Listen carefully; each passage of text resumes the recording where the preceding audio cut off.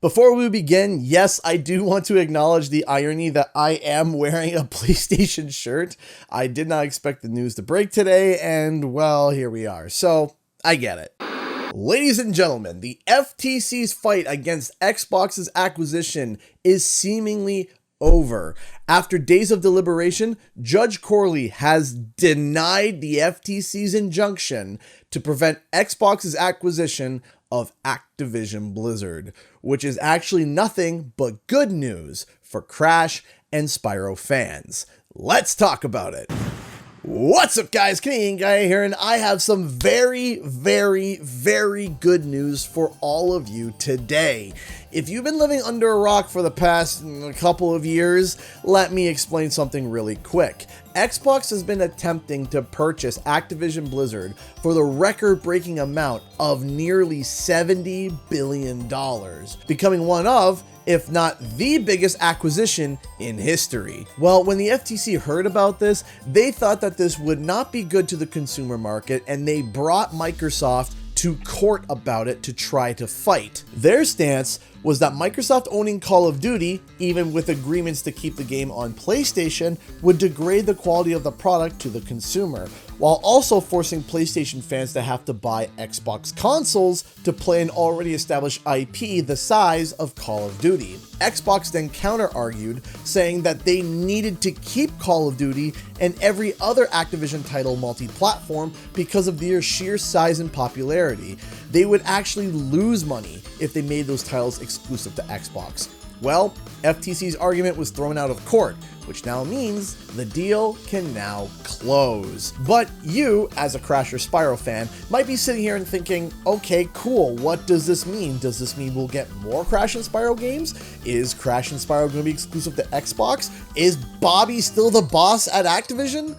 Well, let's get this one really quick out of the way. While unfortunately, Bobby is, at the moment, still going to be at Activision, but he is no longer the boss. Phil Spencer is now going to be managing and delegating with the studios, which now means that all studios will run under the same work conditions applied by Microsoft themselves, which is the main reason I wanted this deal to go through to begin with. The next question is, will there be more Crash and Spyro games? And the answer to that question is, well, it depends on the developers. Xbox has a very hands-off approach when it comes to developers.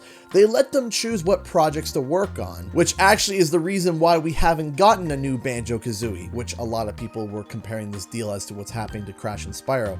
It's simply because Rare doesn't want to make one, and Phil Spencer literally has said that the ball is in Rare's court. But let's get back to Crash and Spyro. Here's a few segments from an article posted by the Washington Post back in January 2022 that was written after they had an interview with Phil Spencer.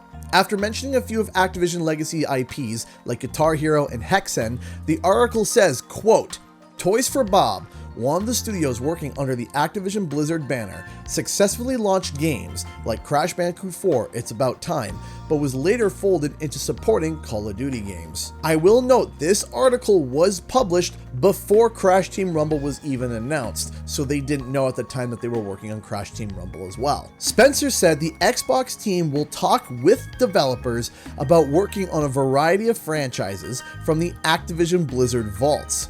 We're hoping that we'll be able to work with them when the deal closes to make sure we have resources to work on franchises that I love from my childhood and that the teams really want to get. Spencer said, "I'm looking forward to those conversations. I really think it's about adding resources and increasing capability. So it will be literally up to Toys for Bob or any other studio, including Beanox, to see if they want to make more Crash or Spyro games. And already there is public interest, as Paul Yan, the lead creative officer and co-studio head at Toys for Bob, stated that Spyro deserves a sequel on this Twitter post. So on the off chance that for some reason there was no Spyro 4 in development right now, which I very much doubt, it seems inevitable that there will be a new game on the way, along with Crash Bandicoot 5. But wait, If you want to play Spyro 4 or Crash Bandicoot 5 or any other future title in those franchises, does that mean that you have to go and buy an Xbox? Is it going to be exclusive to Xbox platforms only? Well, at the moment, I believe that is not the case. Xbox was under intense scrutiny about this, especially when it came to some of their wishy-washy statements in regards to Xbox's Bethesda acquisition. In regards to this specific acquisition, Phil Spencer and Matt Booty has gone on record numerous times stating that they do not want to break communities apart and have entire communities on one platform have to migrate to an entirely different one. Matt Booty said, quote, "Ultimately, what our goal is to make gaming more accessible to players and more accessible to creators. If we acquire a game that comes with a big community across a number of platforms, the last thing we want to do is take something away."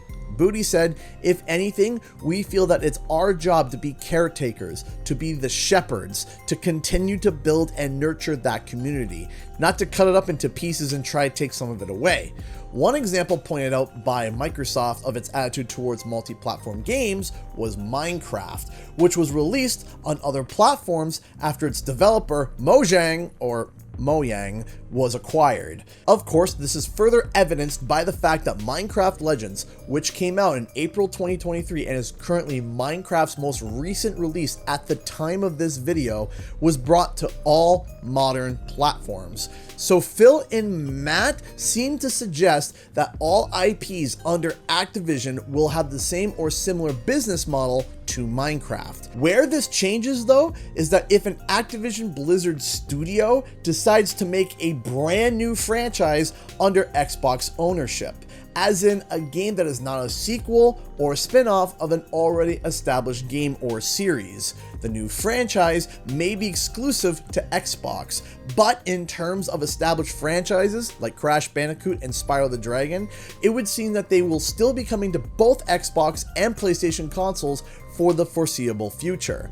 There are actually more benefits for Crash and Spyro because of this deal, which I'll be going over in future videos. So make sure to subscribe to stay tuned for all of those. Thanks so much for watching, and I'll see you guys in the next video and our live stream. Bye bye!